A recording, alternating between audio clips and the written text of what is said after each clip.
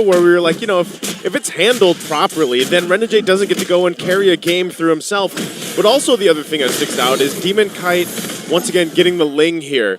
And they have a ton of utility with this lineup from RORA, so hopefully Blacklist has brought enough to the table to counter into that.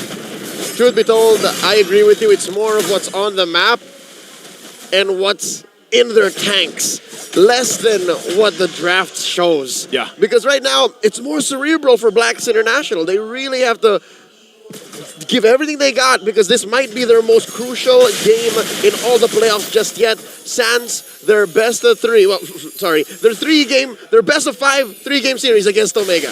That was for Tournament Life. This for reals is for reals for Tournament Life. It is, and it's at that point where Blacklist has to get this game under their belt here. At least, you know, get a little life in the series. And I think that's also why that little break that we had allows them to have that kind of mental reset that they probably need because, like we mentioned, that last game was a doozy. It was 9-42. So they needed to come out with a draft that's going to give them the advantage for this game. And I think they do have that advantage. Save for the on-fire nature of Game 2 for Renegade's show. I think, just big picture, I think Black has a better draft. I'll say it out loud now. Yeah? Yeah, because they have the Hylos, they have Haji's Aurora, they have the Suyu, who I think is number one pick. It's a known element, right? We know what it's capable of. And you have the Moskov on Oheb, which I think, against Demon Kite, and even against Doming, has the potential to win more fights, like especially the big 5v5s. There is, and I think that's where they have to focus on is getting those wins when it comes to these early fights around the objectives because that's where they kind of struggled. See this right now, Edward dealing with Lord JM, trying to keep him at bay. Half health on the turtle. Demon Kite finally swooping in. Glorious Pathway already dropping down. The kick was already committed as well. They're going to drag him in with a lantern. The Tempest Blade's going to come down as well. They're going to just go for the fight, looking for perks. They'll find him first before they bring MP the King, but he does escape. Even Haji keeping up the passive, but this is a turtle now for RORA. That's first blood drawn, and of course a 3-man TKO. I'll call it now. They sent back MP, they sent back Lord JM, they took down Perk, they sent back Haji, and they scored the turtle. Big win for the Northern Lights. Now 1,000 gold head, 3.5 minutes in. Let's talk about that gold lane. This is where I think Blacklist can make the most of the early game aggression of Aurora. Yeah. Protect Oheb, get him up to the point where he can farm, and I mean, I don't know, protect him from Renegade or make the rest of the map more busy, more of a threat magnet, so Oheb can get there. And that's why I think it's so important that MP the King gets the snowball that we usually see on this. Look at this kick. Oh, just going for the passive at this point. Implosions to catch Renegade. They're going to lock him down with a freeze as well. Spear won't be needed that one, so this is the punishment that Blacklist needed to do against Renegade. That's literally all of the ults in that vicinity. Yeah, it's a whole lot. Save for the Glorious Pathway, but Renegade died anyways. So see how much luggage Blacklist has taken from game 1 to just shut down Renegade. Again, these are the steps that Blacklist has to take, but they also have to win the macro front, because you can see the gold lead right now for Aurora based on everything they've been doing pace-wise. So that's what they've done throughout the series, is they are the ones setting the pace with what they have available to them. So Blacklist, you know, they're trying to keep things together, and going back to the point of Oheb, you know, they can protect him the best they can. He's actually got the Purify himself too. But as long as he's able to farm up, get what he needs, and then joins the fights later on, because of the fact that they have the implosion, you know how much of an effect that can have when it comes to those team fights with a Moskov paired up. And then they sprinkle in a little extra safety utility with Haji on the Aurora, who, yes, like you mentioned, paid dividends in their previous series against Omega. Yep, so he knows. Blacklist just have to get into that mindset of, we're not here to beat Renegade, we're here to beat Aurora. As a team. And slowly but surely, 5.5 minutes in, second turtle coming, they're not even paying attention to the Hitman. And I think this is the best that they can do. But Renegade forcing himself to be noticed, getting in Blacklist's face, pulling the turtle out, still a dance, and look at this. Demon Guy just taking his sweet time. Look, he's just crossing around up top. Well, he's going to go up Bother there. Oheb. He's going for Oheb at least. I don't know if he's going to be able to pick up the kill. We can't get a glimpse on it. He goes under. Demon Kite will pick it up. 1 versus 1. Who cares about the turtle when he can get a kill? And now into the jungle. Perks will go in with a flicker implosion. They're going to catch Renegade again. A little bit of a clap back still. Demon Kite paying attention to that tier 1, but in the mid lane, the dunks are happening here from Edward. Frigid Glacier going to be knocked down. They drag Lord JM back. Looking for one more, but MP the King's going to jump in. Doesn't have enough damage. Look at that. Edward pumping out his own, but MP finally falls to Domeng. Looking for the shot, but the passive is there, and Domeng overextends into it as he gets taken out. Bouts of miscommunication for Aurora, leading to the deaths of Domeng and Edward. You know what? Half of me thinks they were willing to give Edward, all right? They got to push up top, they got to push down bottom, but I don't think Domeng was part of the bundle. Now Perks, looking around, seeing what he can do about this turtle. Eventually just has to concede it. Now gets hit with a choke slam. That's, you know, at this point, we've all played against it. It's a little tilting when you got a Jushin across from you and you're just trying to get to safety, man. But you're just let me go. Let me go. Stop. I said no. That's how it feels, basically, right? But with this, again, it's all going back to the point. Demon Kite made that play up top against Oheb, gets the tier 1 turret. You're seeing where the items are falling into place now. Despite the stumble onto Domeng, he is still about 1,000 ahead of Oheb. And now, whoa, Haji! Implosion going to be used as well. Everything, once again, thrown for Renegade. It's almost like Blacklist has had enough of the Hitman on this show. To be fair, wasn't just Renegade. DK was also a part of that massive implosion, Glorious Pathway, Frigid Ice combo. And the spear came through. Right? So that's everything. It's everything. If it worked out, would have been a masterpiece, an orchestrated ult from all 4 members of Blacklist International, sans MP the King, who does the cleanup.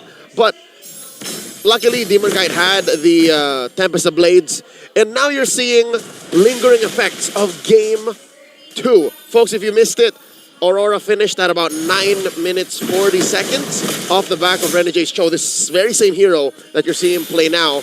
And I guess it's a different tune, but Aurora is still in control. They're still in control. They still have a lead. They're still working on these turrets, whittling them down slowly. And Demon Kite playing that top lane, pushing it when he can as well. All this is going to lead to eventually that Lord dance and see if they have enough fight in them for Blacklist. Theoretically, Oheb should be able to do the same thing Demon Kite is doing, right? Splitting the map, farming where everyone else isn't, and then just being part of the fight anyways. But it's not the same. It's not the same, especially with what happened minutes ago. Like, Demon Kite, you know, Oheb was doing that. He was just farming, doing his thing. He's like, yeah, I got a turret too. But Demon Kite just went in, swooped in, and made him second guess that. It's simpler for Demon Kite to do this. But for Oheb, it's a 2 or 3 step process for him to hit the SOD, see if the coast is clear, and then wail at people. For Demon Kite, he can actually do it on cue. And that's what makes it so difficult for Blacklist to find an opening. They have to consider the farm on Oheb, which they've done now, sent him up top, and they have to deal with Aurora's constant pressure. Perks here, underneath the microscope, getting hit, and now the fight breaks out. And they're just going to go and secure the Lord here.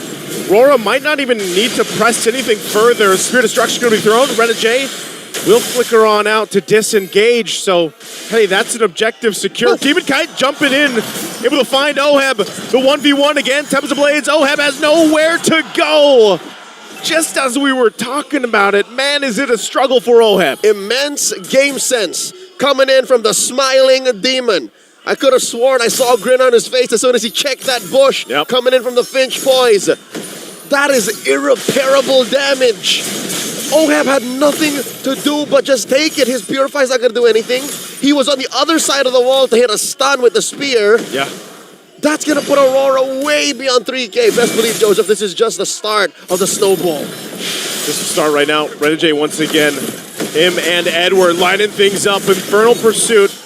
Will get a flicker out from Haji. Also, once again, look at Oheb. Topside. Demon Kite again gets him. Implosion. They'll finally catch him. But for Demon Kite, it was all worth it. Because they'll get more space, more turrets to work with, and the Lord's still on the bottom side. Numbers-wise, the Blacklist did get a shutdown kill there. But I'm thinking big picture. I'm thinking mentally. Where is OHEB at? Oh no, underneath tier 3! They're still going to fight even without Demon Kite. Edward jumping on in. Domeng working on the turret. This might be a moment for Blacklist to get a couple kills and fight back. Yue still up for now. Whittles them down enough. Domeng goes to flickers. Pops off. Able to get one. Couldn't get the others. And that spear, again, not finding the connection.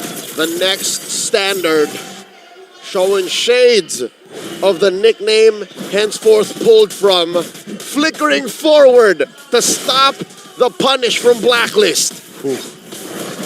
There was so many low HP bars there. Some savage moves. If he had the Renner, yeah, maybe he got a double.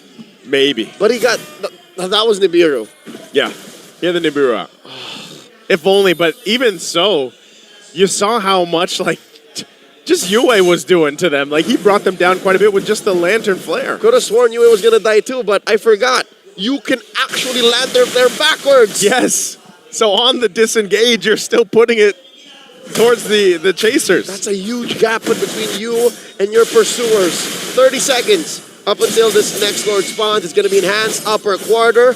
Blacklist clearing up these waves. They cannot afford any more base damage given how little farm is on OHEB and how the past 5 minutes has been for the young Kiel Soriano. Dude, he died 3 times. If I'm not mistaken, all 3 in the hands of Demon Kite. If not twice the Demon Kite, once down bottom. Yeah. And that's why I was saying, you know, Demon Kite is doing the job of really keeping him in check from just sitting in that side lane and farming up and joining these fights. He does finally get the wind of nature, but this is going to be a Lord easily secured. Glorious Pathway was dropped down. Do they really want to fight this? MP already out of the picture. There's the way of the Dragon on Lord JM, and he can't run away either. It's already a double. Looking for more. Renegade keeps him in check. And OHEB will stay on that bottom side. Lord making its way. I don't think Lord JM and MP were expecting that. They leaned hard into Aurora's trap with open arms, and now underneath tier 3 and mid, Renegade, who catches a few spears. It's the last one. There's the implosion coming out from Perks, hoping for them to pick up a kill. Demon Kite jumps in on the backside, still working on the turret. Lord is still up. Haji and OHEB, Lord JM and MP back up. They're going to be able to defend this one. The disciplined approach by Aurora into this end game scenario. Despite being 6,000 gold ahead, all inhibitors down, choose to play the long game. 9-8, as bloody close as this could be, Aurora are worlds ahead. Joseph, we've seen 7,000 gold leads, 8,000 gold leads. Yep. We've seen 2,000 gold leads. This feels closer to the former.